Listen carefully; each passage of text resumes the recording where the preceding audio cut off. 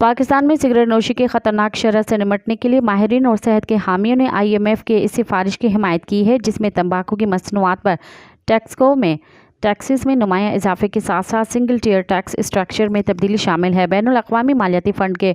فروری میں جاری ہونے والے technical assistance report Pakistan tax policy